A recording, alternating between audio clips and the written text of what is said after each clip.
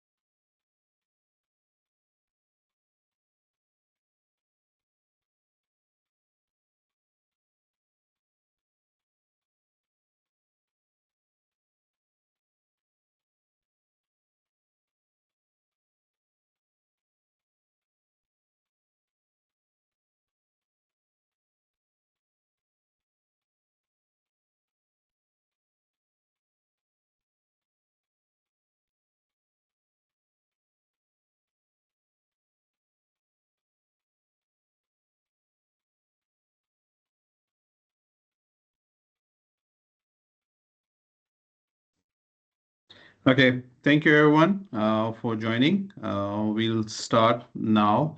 My name is Haroon. I'm the CTO at QTX, which means that I'm responsible for the technical strategy and making sure what we are delivering is the best in class and putting the customer first in everything that we do. Um, with me, we have Sharon. I'll let her introduce herself, who is very kindly agreed to be here and join me in this webinar. So over to you, Sharon. Good morning, everyone. My name's Sharon. I'm the General Manager for Quality Care and Compliance for the Whiddon Group. It's a pleasure to be here today. Thank you, Sharon. We also have Lubo, who is the CEO, so I'll let him speak for a minute. Thank you, Haroon. Good morning, everyone. Really excited to have you and welcome. I'm the CEO of QTX and looking forward to this exciting webinar that we have prepared. Thank you, Lubo. Yes, so before we start the webinar, we're going to just a couple of things that I want you guys to be aware of.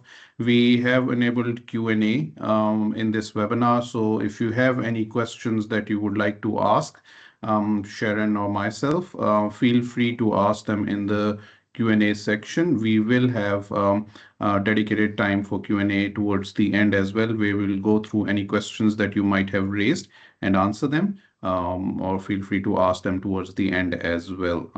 So that's one thing. We will put a few polls on as well during the webinar. And we'd encourage for all of you to respond to them. Any responses that are submitted will stay anonymous, so feel free to interact with the polls. And with that, we'll actually, you're all here to understand how compliance, what with the new Aged Care Act coming in, what compliance means, and how we can use AI and other tools to actually make it happen and make it easier for all of you. With that in mind, I would just put in the first poll here, give you about 30 seconds for all of you to go through it and respond, and then we'll continue with the conversation.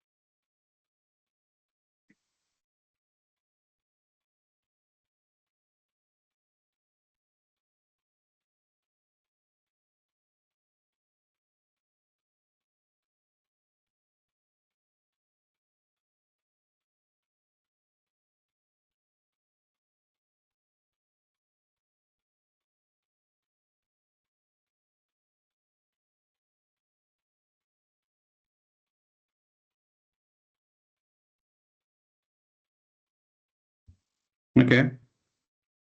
Thank you to the people who have responded. It's interesting to see most have responded by saying you're still trying to figure things out. And I'm also excited to see that people are here to see how tech can help them. So hopefully you'll find this beneficial as during the conversation that we have with Sharon here. So Sharon, let me start by asking you, now that the new Age Care Act has come into play, what are your thoughts on it? Well, I guess like everyone, it's a long-awaited change following the Royal Commission. It's one that puts the older person at the centre of everything that we do.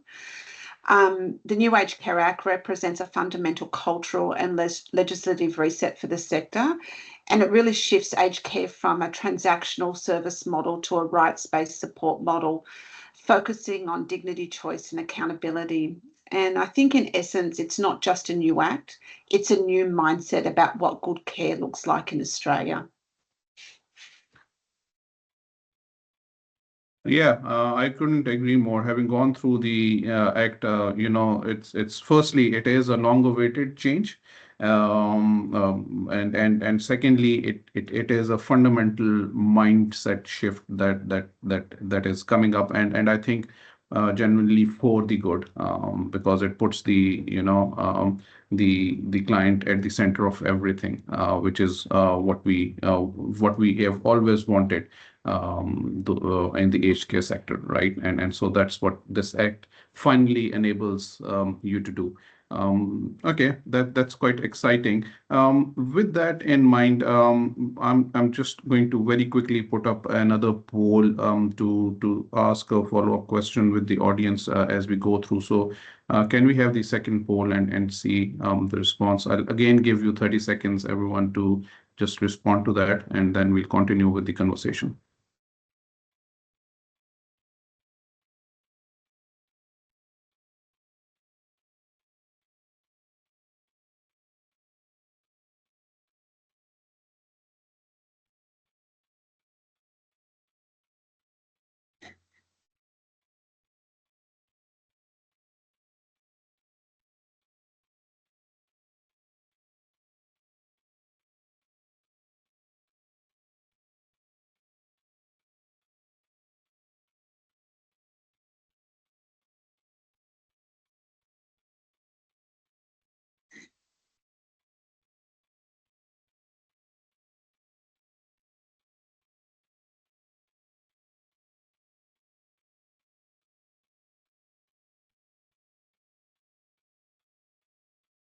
Okay. Thank you to everyone who responded.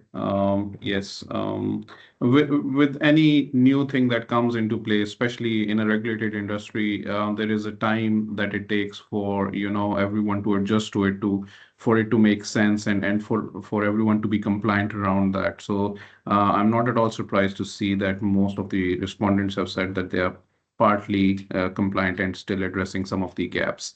And that brings me to my next question, Sharon.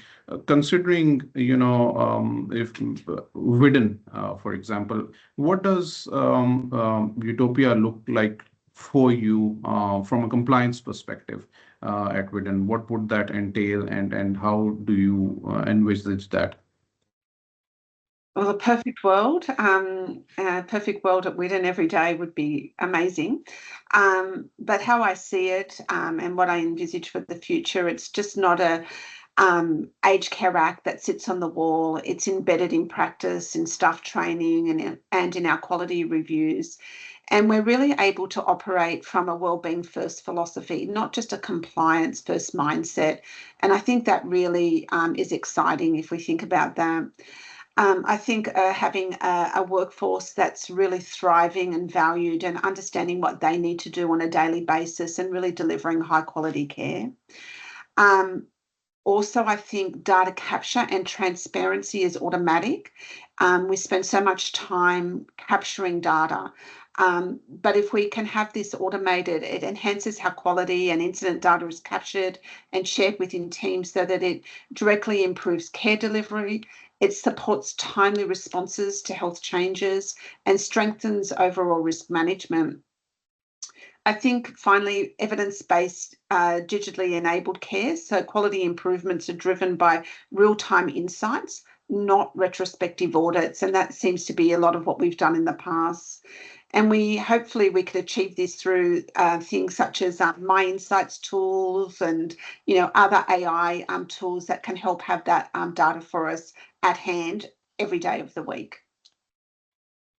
Okay, thank you, Sharon. And just for the audience benefit, MyInsights is a platform that QTX have worked with Whiddon to build. It's basically collects the data from all of the various different disparate sources, and there is an executive level dashboards that are built on top of them in near real time. On the side, before I ask you the next question, Sharon, from the MyInsights perspective, you know that there are various different pillars that we have built into them, quality and compliance being one of them. How has that helped you from a day-to-day operations perspective, and from especially with the New Age Care Act coming in?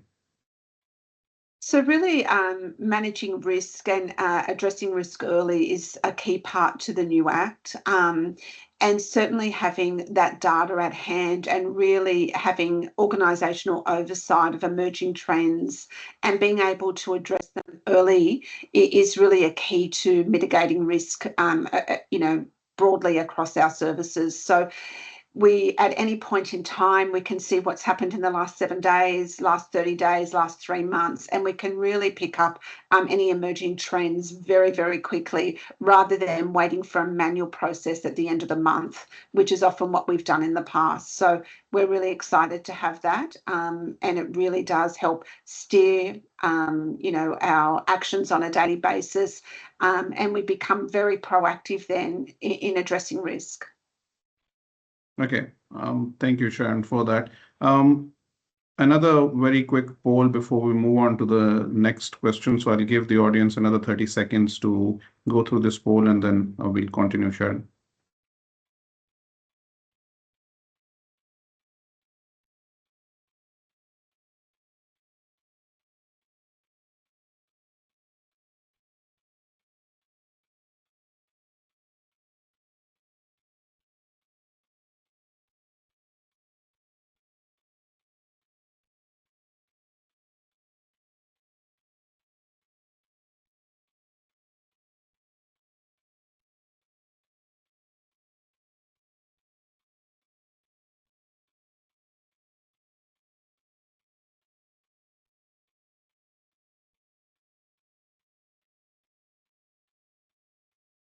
Thank you to everyone who responded.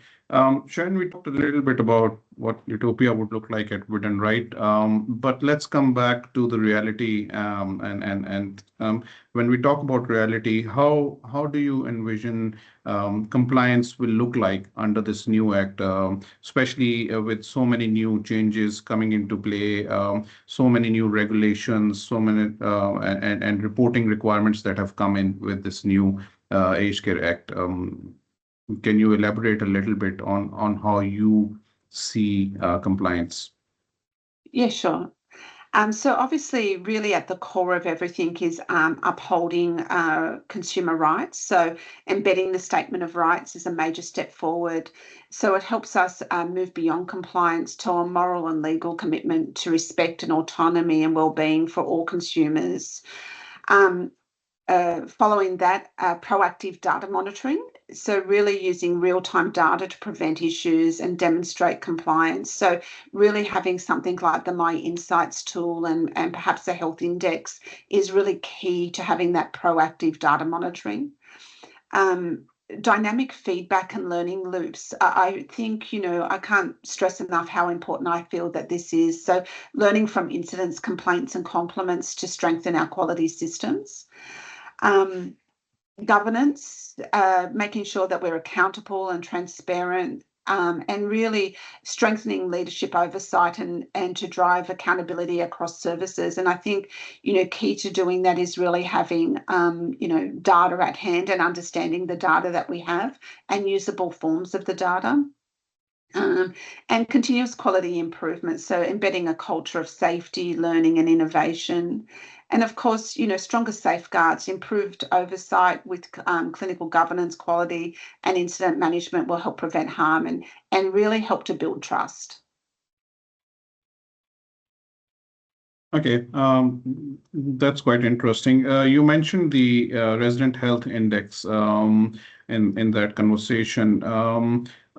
That's another thing that we have collaborated with you on and built for Whiddon. Would you like to very quickly go over what that has done for you and how that helps in the duty of care for Whiddon? Sure. So I think most people on this will agree that sometimes identifying deterioration early can be tricky. And often, people have started a negative spiral downwards before things are picked up. Having a health index helps identify subtle changes. And so really it then helps, pick up those subtle changes for consumers and provides a score. And by doing that, we can then score each consumer and we get a risk rating for each consumer across the business. And so at any time across the business, I can have a look and find, the people who are scoring high risk. And it could be based on a number of things: incidents, a lack of engagement in different things, subtle changes, increased medications, increased use of PRN medications. At a glance, I can identify who those consumers are across our business.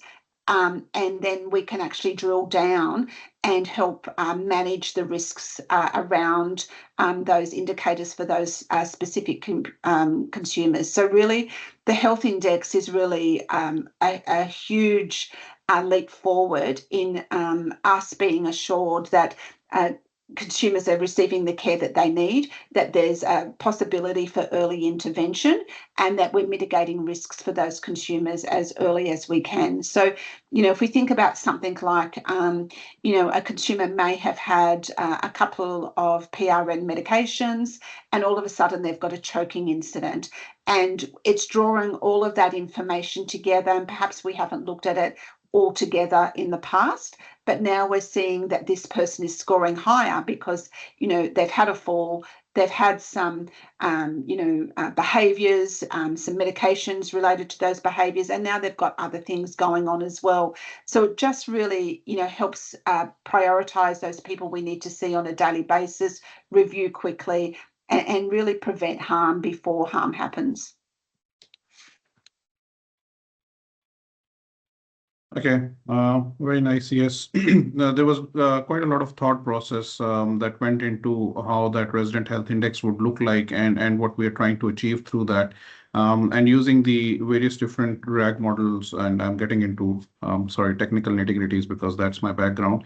But yeah, we compared how we can preempt basically the resident care, which is what we wanted to see, whether it is of course, we're always happy if the health is increasing for the resident, but we wanted to pick and delve more deeper into anything where the resident health was deteriorating, and for AI to pick that up. So that was the whole aim and objective around it, and I'm glad to see that that has been meaningful forward, and you guys have been able to get some meaningful insights from it towards resident care. Um, so thank you for that. I also wanted, to talk to you. Of course, with compliance, there are risks that come into play, and they form a big part of it. So I wanted to talk to you and get into a little bit more details of what are some of the risks or gaps, let's say, that we may face with the New Age Care Act. Especially in your role, you would have you would have delved into that quite extensively. So just wanted to pick your brains around that. So for me, obviously, compliance is, the heart of what I do all day, every day. And what I see as a risk in terms of our business is our fragmented reporting systems. So, we often see clinical systems, HR, and incident data held across multiple platforms that don't integrate, making it difficult to see emerging trends or patterns. So, we might have the same staff member's name popping up in multiple different, incidents. And then, of course, seeing them in a SIRS incident. And so, really having that data at hand so that we can support staff members, but, by supporting staff members, we're in turn actually supporting consumers as well. So really just having I think it is a huge risk having these fragmented systems where everything is held separately. So having the ability to draw all of that information together really helps us be proactive and mitigate risk. And we know at the heart of the new Act, when we're talking about, consumer rights, it's really about how we're upholding consumer rights, and mitigating risk is certainly a key to that. I think the other risk for compliance is being reactive rather than proactive reporting. So when data only surfaces when a serious incident or complaint occurs rather than being monitored for early warning signs. And I think, people in the industry will agree that, when complaints come in, they're often around things, subtle changes that have happened, over time for a consumer, and then all of a sudden it kind of snowballs into a big event or a big incident. And so really having a proactive ability to report, would help mitigate that risk and improve compliance. The other thing I think is a lack of qualitative insights. So consumer feedback, staff concerns, or patterns in complaints are often underrepresented in what we do in terms of compliance compared to the quantitative data that we see in terms of clinical risks and clinical incidents. The other thing that I think is, for many providers, financial reporting frameworks are generally really well established. However, systems for monitoring consumer experience, workforce wellbeing, and clinical risk are still developing and really require a greater emphasis under the new governance expectations. And certainly if we're not addressing these, I believe that is a risk under the new Act. Minimal benchmarking or trend tracking, making it harder to assess whether performance is improving, stable, or deteriorating over time. And many systems that have been used in the past are about collating data over a month or over a 3-month period, and then reviewing the data at the end of that reporting period. And we know that by then sometimes we've kind of missed the boat. You know, if we could see that in real-time data, and we can actually address emerging trends before they've kind of snowballed out of control. So I think, you know, improving benchmarking is really key to that as well. Okay, thank you for that, Sharon. And I think that's very meaningful and very insightful. That leads me into the next poll that we have for our audience. So I'm going to give everyone 30 seconds to go through that poll, and then we'll come back to you, Sharon.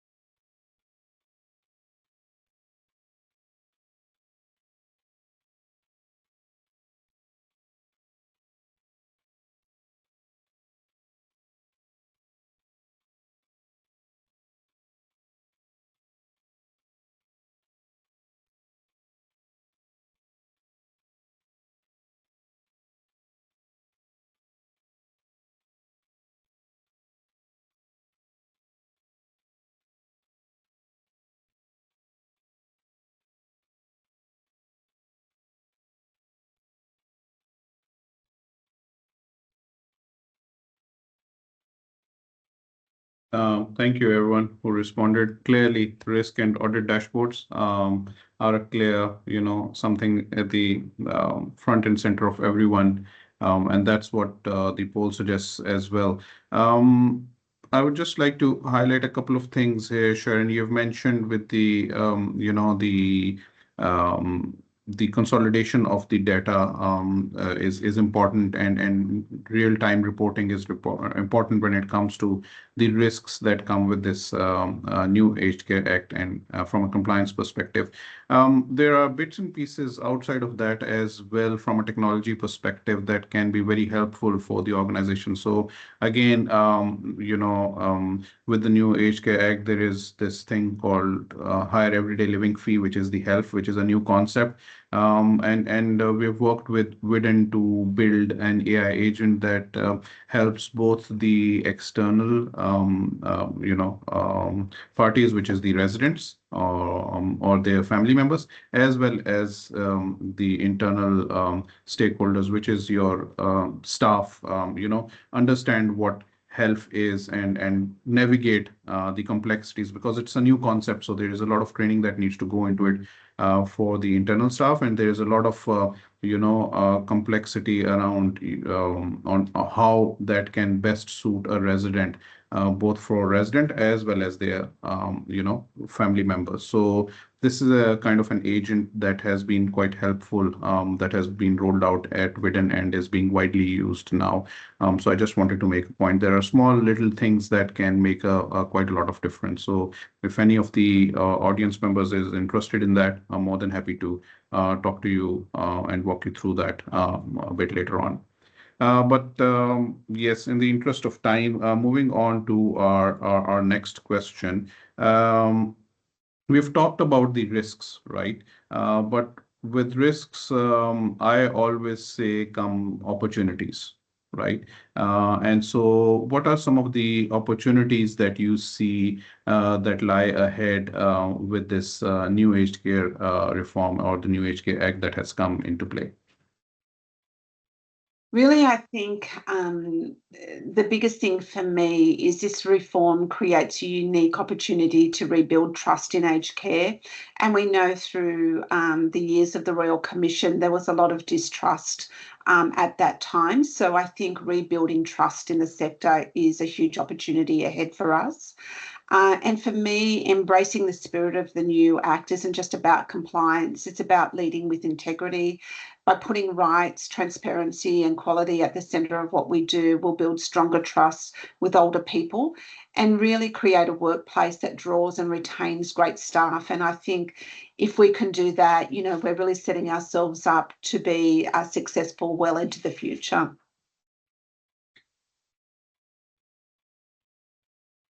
Okay, thank you, Sharon, for that. That's quite interesting. I definitely agree that, we need to embrace the spirit of this new act. There are clearly a lot of new things that need to happen as part of not only compliance. I know the focus today is on compliance, but across everything when it comes to, how the duty of care goes towards the residents, and we need to embrace that with open arms and make sure that we are working towards the resident care that we've always wanted to. And I just want to take this opportunity, to thank you for your time and for your interest and for your keen insights into this. I have another poll for the audience, so we'll put that before we summarize and continue our conversation beyond this.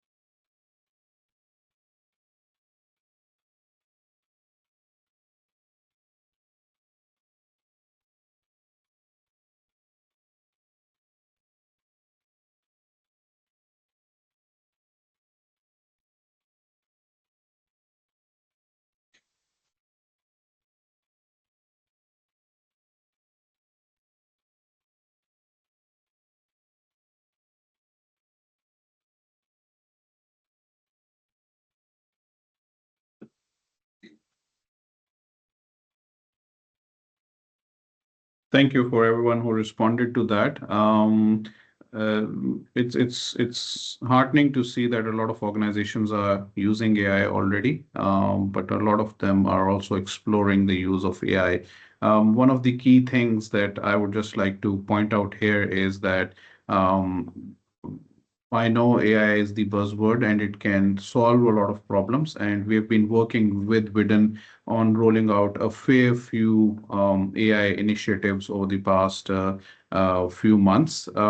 But as Sharon has mentioned multiple times in this conversation, even though she has mentioned it from a compliance perspective, but in the broader sense as well, I think that data governance and making sure the quality of data that sits within the organization, how it's consolidated and how it's reported on, is very critical, especially in the age of AI, because for AI, you can train the best AI model, but if you are training it on incorrect data, or it's always going to be garbage in, garbage out. So that is one of the fundamental things that we have experienced, and we with the organizations that we have worked with, and we've helped them curate the data to an extent that the AI then becomes meaningful for them. It's just not another AI project, but it's meaningful AI that helps them. And it helps them lower the admin costs, especially with the new Age Care Act. As we all know,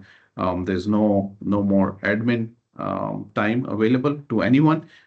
So taking back that admin tasks and giving back time to the workforce so they can take care of the residents is the fundamental theme of what we here at QTX go with.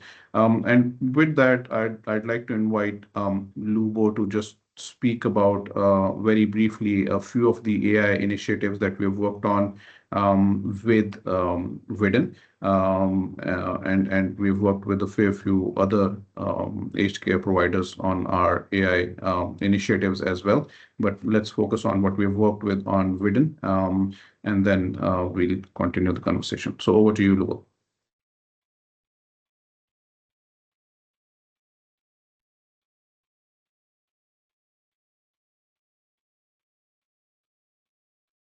I can't hear Lubo. Sorry, can you continue? Yep. Yes.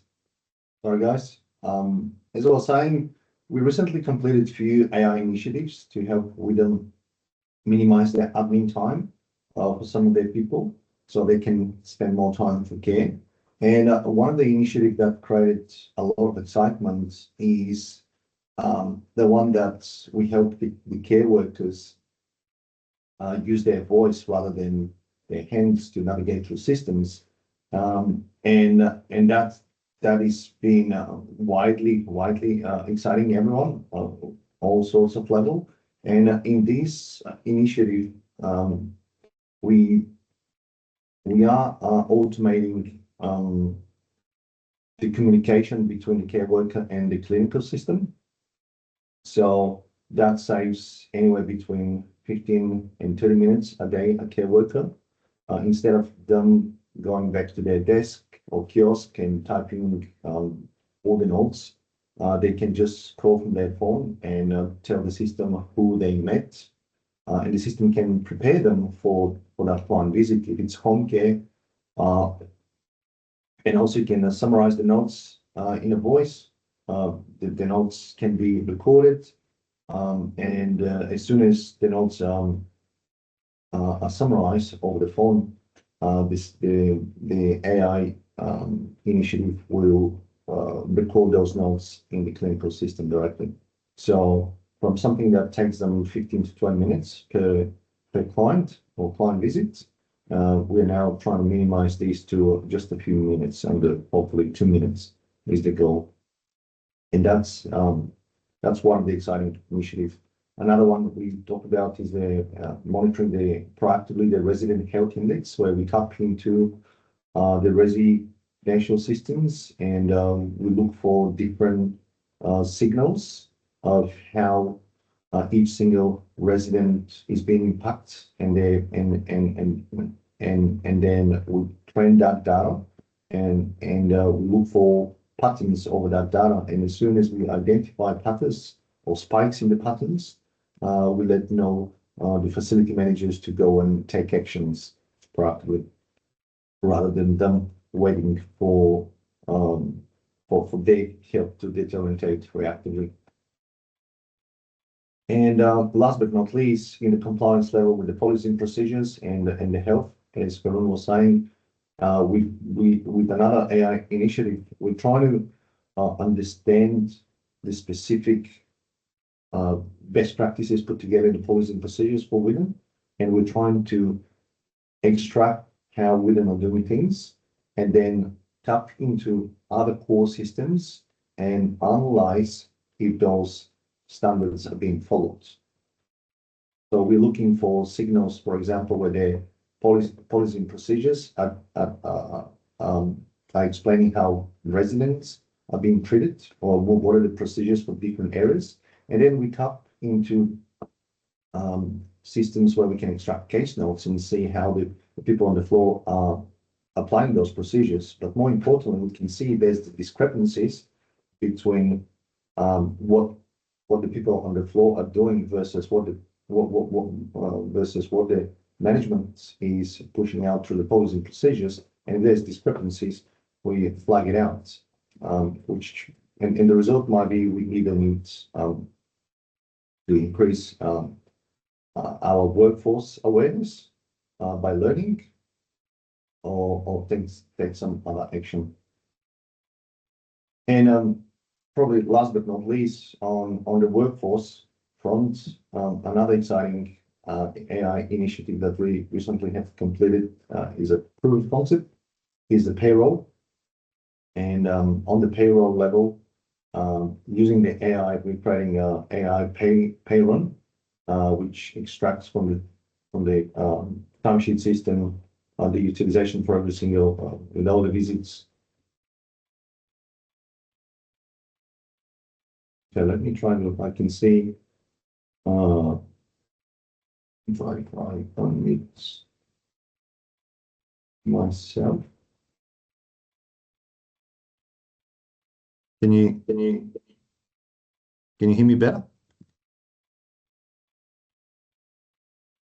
Okay.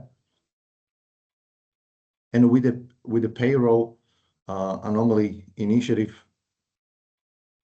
we are, as I was saying, creating an AI version of the pay run that taps into the enterprise agreement, the employee agreement, and the awards interpretation, gets get an understanding with the power of the AI and the Gen AI of what the calculations of the compensation should be, and then run that against their visits and timesheets, and then create AI generated pay run.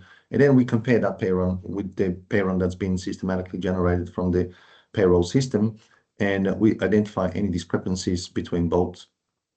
So then the management can see if there's some underpayments or overpayments with that process.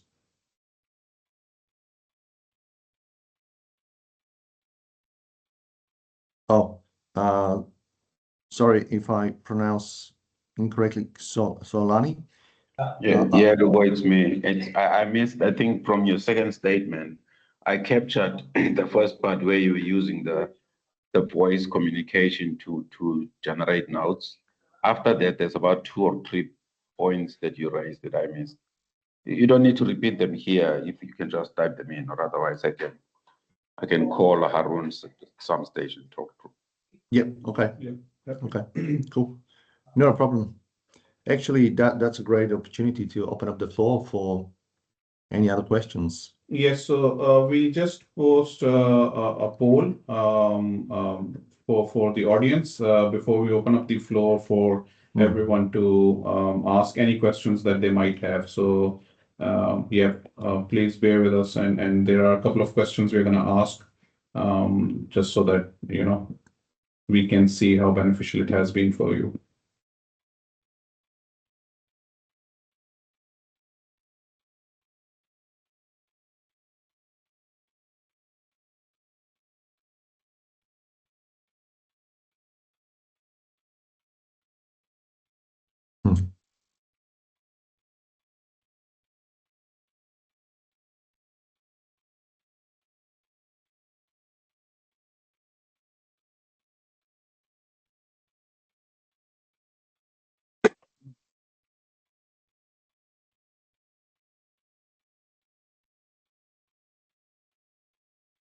Do you want to unmute yourself? Yeah.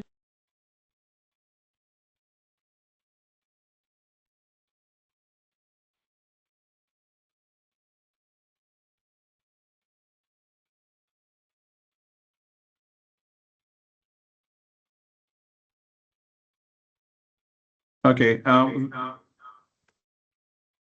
We still have Sharon here. So I'll open up the floor for any questions that you might want to ask. You can ask me if you have anything for Sharon, by all means. The clock had started and I missed it.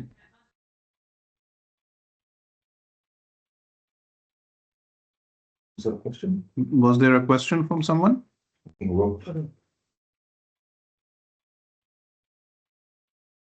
Rob, you're on mute if you wanted to say something.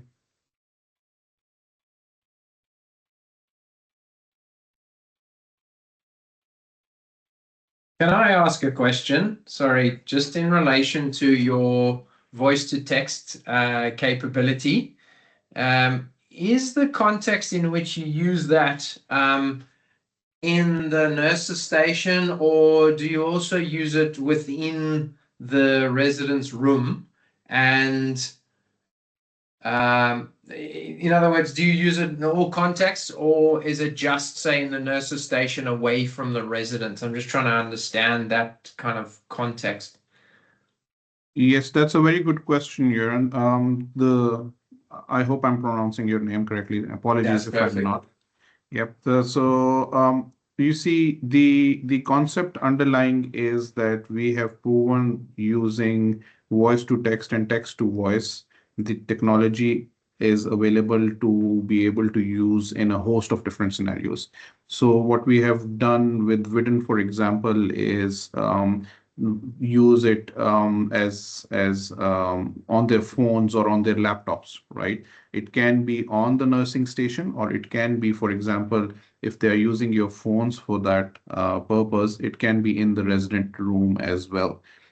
depends on the context of how they want it to be used. The important thing here is that the technology has evolved to an extent that it can be used.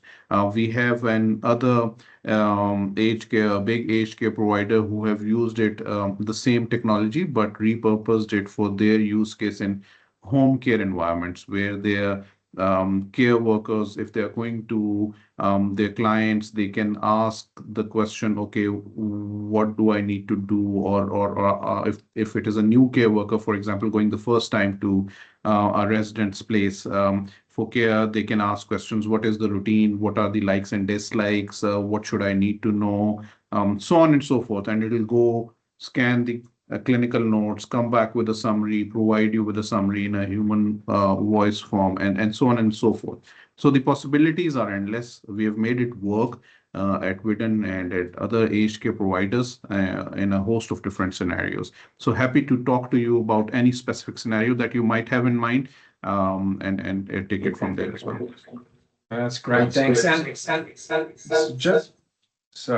just in relation to the quality of, say, a mobile phone using your voice to text, if, say, it was in a resident's room and they were talking to the resident, is your use case just the care worker actually capturing a note themselves, or including conversation with, say, a resident, and a mobile phone's quality will actually be adequate to do a good transcription?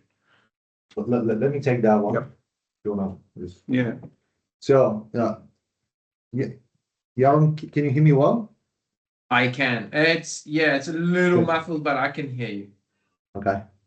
You're right. These are two different use cases, and we actually do have, we build them in Whiddon as two different use cases as well. We've got two different AI agents for this. So one is talking with the system, helping reading, extract the notes or the data that the care worker needs, and that data is not just the care notes. In the example of the Whiddon, there's a multiple systems that are connected that this agent talks to, not just the clinical system, to be honest. And also the other agent facilitates the conversation. Think about it, the care worker will run it on their mobile phone. They'll put the mobile phone between the care worker and the resident, and the agent will transcribe. Potentially, there's an option to record a meeting and then summarize and extract action items and next steps and things like this. So two different use cases, as you were saying, and you're right. We in this instance we cover them both. Did that answer? Thanks a lot. That addresses it. Awesome. Yeah, perfect. Thank you. Any other questions from anyone?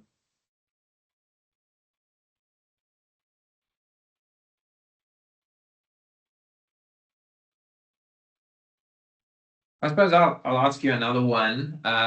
Sure. Something I'm always interested in is there's always a concern from providers in, I suppose, IP sharing and the concept of AI where your tool or your agent's going to do certain tasks and actions and that will be generic across providers, but then you've got your own proprietary policies and procedures, your own model of care. In terms of, I suppose, protecting that, like how does that work in your context? As I say, you're going to have generic capabilities within the tool, but then there's going to be things that are specific to the provider. And how do you safeguard that for the provider, that it's not becoming a sharing of IP? Yeah, great question. Yaron, I'll take that. Yes, go ahead. So there's two aspects of this, Yaron. So one is how do you make sure that your IP doesn't leak out to competition, even outside the industry. And one of the things we are running on is that we deploy those in the enterprise versions of the AI, of the Gen AI, and with those in the terms of in conditions of the big cloud tech cloud companies, they are committed, 100% committed that anything you train on their Gen AI with your data, it stays within your instance. So that's the first angle. The second one is, as you pointed out, we normally start in the aged care with the very first AI agent, which is the policy and procedures, because that really, as you said, is a model of care. That's the unique rules of how the aged care provider runs their business. Yeah. And once we have that, we really use it to understand connecting and getting data from other systems if those practices are being followed. That is in the world of, and it's a perfect example for the Gen AI because the policy procedures are plain in English rules and that define how the business is run. And that's a great, again, use case for the AI because AI can pick it up, understand what those rules are, and then it can look for comparison patterns if you fit it with other data points to understand, hey, am I following those rules coming from these systems or there's some discrepancies? Yeah. And I'll just add to that one more point, which is that which Lubo briefly touched on, but because we are deploying everything in your environment and nothing is leaving your environment, so whatever bespoke training happens based on your IP stays with you. It does not even come back to us because we are going to do everything within your tenancy, within your boundary walls. So even QTX, for example, will not have access to that or will not be able to take that out of your boundary walls and into ours. So the IP, we're very strict on we are ISO 27001 certified. So we have very strict policies and procedures on how we deal with the client's data and the client's environment. So that is something that is built into one of the fundamental pillars of how we work. That's great. Thanks a lot for clarifying. You're most welcome. And talking about technology, this is while we're on this speech to text and text to speech kind of thing. Another there are a couple of other use cases that I'll mention here. One is that in each of the aged care providers, you have a lot of assessments that you need to do, right? And assessments take a lot of time. So not only for the actual interview to be done for that assessment, but then writing those notes and putting them into the format. And most of these assessment forms are standardized forms. So we have worked with a few aged care providers to whereby we have used this same technology concept whereby the two people are having a conversation while the assessment is being done, and that assessment form is then being automatically populated. And towards the end of the conversation, all that the assessor needs to do is to verify that everything is correct, and then it moves on. So that saves a lot of admin time. And that was one of the points that I made earlier. Another one of the examples, again, in the same scenario is that, especially from a workforce perspective, we have seen that a lot of workforce that is coming into the aged care sector is non-native English speakers, right? And so there is kind of that barrier of language in between, the communication barrier that happens. So we have another AI agent, which is the translation agent. So it can translate in real time between two languages being spoken by two people, right? And that helps break that communication barrier. So the two people can talk in various different languages. It understands around 100 plus languages, so covers most of, if not all, the breadth of languages spoken in Australia. It understands the accent, it understands the tone, and it will translate between the two languages. So it breaks down that barrier. And there are a lot more. I don't want to take up time. That's not the essence of this webinar, but I just wanted to touch on that. And if there is any one of you who is interested in finding more about any of these AI agents, we have 20 plus, and the number keeps increasing, I'm more than happy to have a follow-up conversation with you guys. So yeah, in the interest of time, any other questions that we might have here?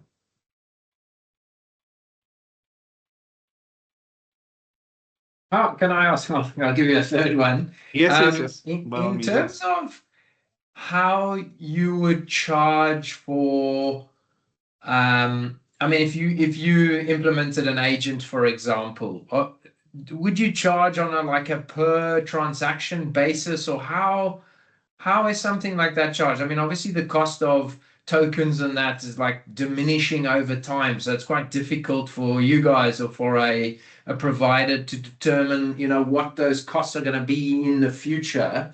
How do you charge for something like that? Because I think one of the challenges is generating a business case for certain use cases is challenging to know what the kind of cost will be, or do you provide a more kind of predictable cost to a provider that then makes it easier to do a business case than if we say build something ourselves and we're paying Microsoft or Azure or whatever, you know what I mean, if that makes sense?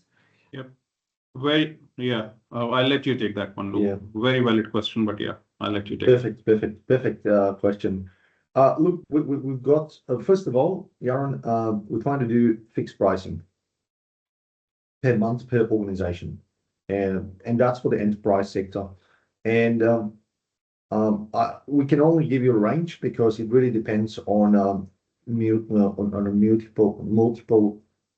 scenarios here. So we've got a scenario where smaller aged care providers need to use our AI agents, then they'll be using it for a few users and just a few use cases, like light touch, really.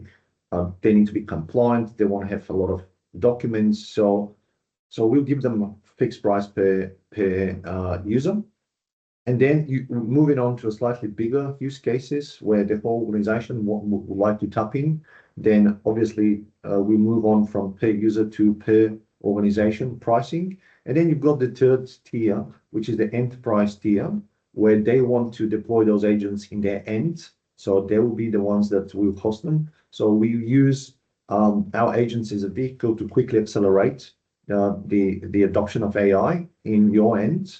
If you are, AWS, GCP, or Microsoft Azure customer, we'll deploy the agents, and then we'll give you the managed support, the managed services, development updates, all that. And that is apparently the bigger tier that has different price of all the different tiers. And based on volume, we do volume discounts. So happy to take it offline and talk about pricing. Oh, thanks for that. Not a problem. Okay. I think I've done well with 3. I won't do any more. Yes, it's been great, Yaron. Well, we are more than happy to have a follow-up conversation, Yaron. So feel free to ping us, and I'm more than happy to have that detailed conversation.